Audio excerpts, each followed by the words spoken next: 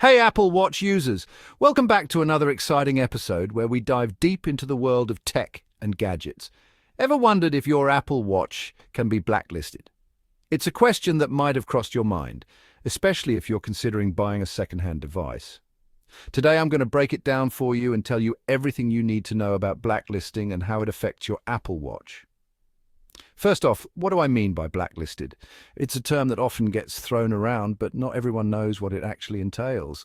Well, in the world of tech, blacklisted usually means that the IMEI number of a device is on a no-service list with carriers. This is often due to the device being reported as lost or stolen. This means the device won't operate on the cellular network, rendering its cellular capabilities useless. So can an Apple Watch be blacklisted? It's a crucial question for anyone using or planning to buy an Apple Watch. The straightforward answer is yes, it can. But there's more to it than just a simple yes or no. But here's the kicker.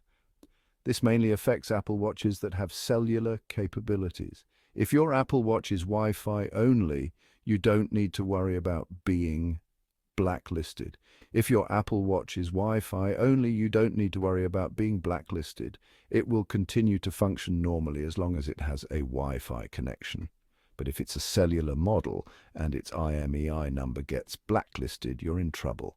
This can happen if the watch is reported stolen or lost. It won't be able to connect to any carrier's network, making its cellular features completely unusable. Okay, so you might be thinking, can I unlock a blacklisted Apple Watch? It's a common question with a not-so-simple answer. Unfortunately, it's not that simple. The blacklist is managed by carriers, and unless they remove the device from the list, it remains blacklisted. The blacklist is managed by carriers, and unless they remove the device from the list, it remains blacklisted. This usually requires proof of ownership and can be a lengthy process. Now, let's talk about activation lock.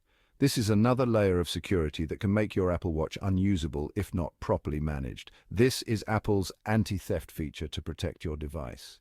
If your Apple Watch has activation lock enabled, only the previous owner can remove it using their Apple ID and password. If your Apple Watch has activation lock enabled, only the previous owner can remove it using their Apple ID and password.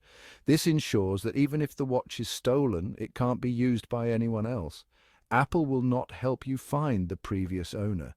This is a privacy measure, but it can be frustrating if you're stuck with a locked device. So if the previous owner can't or won't remove the lock, the Apple Watch is basically useless to you or anyone else. It's a paperweight at that point. So here's a tip. If you're buying a second-hand Apple Watch, always make sure the seller has removed the activation lock. This is crucial to ensure you can use the device. You can do this by asking them to unpair the watch from their iPhone, which should automatically remove the lock. This is a simple step that can save you a lot of trouble. If they can't do this, it's a red flag. Walk away from the deal to avoid future headaches. To check if activation lock is enabled, you can go to the Apple Watch app on the previous owner's iPhone, tap on the watch, and see if Find My is turned on.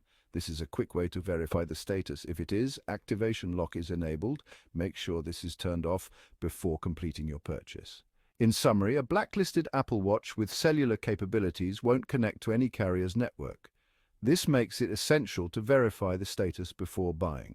And if activation lock is enabled, only the previous owner can remove it. Always check this to avoid ending up with a useless device. Always be cautious when buying second-hand tech. It's better to be safe than sorry. All right, that's all for today. I hope this information helps you make informed decisions. If you found this video helpful, don't forget to hit the like button and subscribe for more tech tips. Thanks for watching. Stay tech savvy.